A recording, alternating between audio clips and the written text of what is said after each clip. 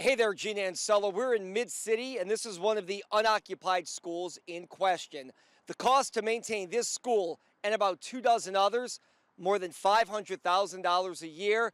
There is a proposed plan to unload some of these schools, but some say that plan, in their opinion, is flawed. Local, late breaking.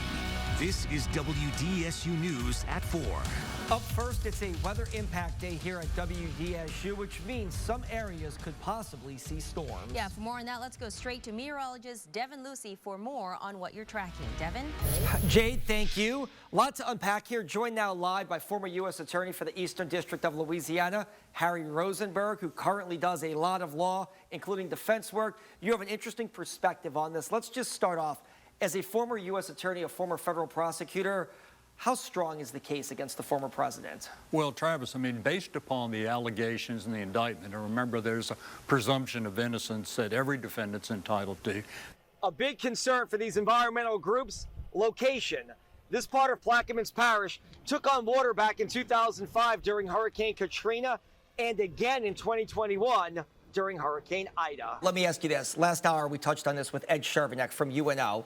John Bell in 2019 won Jefferson Parish. That was key. He also won a lot of parishes in Acadiana. It seems like those parishes are leaning Landry. If Wilson can't win those, does he have any path to victory? Well, we'll have to see. You know, Sean Wilson and Jeff Landry both hail from Acadiana.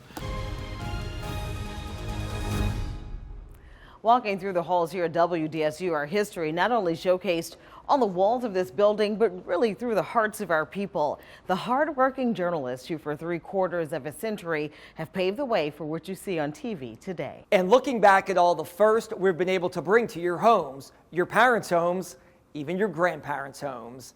WDSU anchor Randy Russo takes you back to how it all started and how WDSU was born. Coverage for every angle of the LSU victory. We'll get to Fletcher Mackel and Shea O'Connor in just a moment. But first, Travers, tell me what you got to experience out there as the baseball team returned to Baton Rouge. Yeah, Gina, bottom line, it was electric. Hundreds of fans showed up. The team got back on campus about 2:30. The buses pulled up.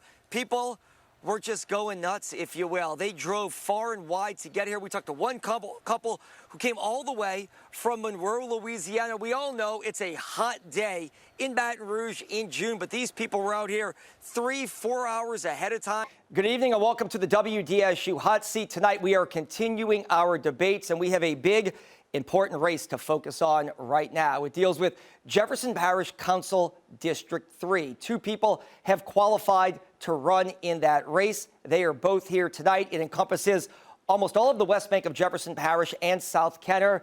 Joining us tonight, the incumbent, Byron Lee, who is seeking re-election. He has drawn one challenger, current school board member, former state senator, Derek Shepard. He is also here. Gentlemen, we got a lot to get to, so thanks for joining us.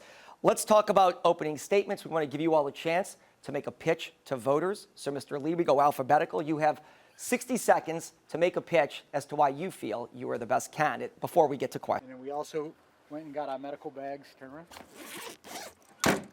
This team of firefighters back at the scene 12 months later. Does it seem like it's been a year? It seems like it was yesterday. It really does. But it was 1 year ago that a massive EF3 tornado set its sights on St. Bernard Parish.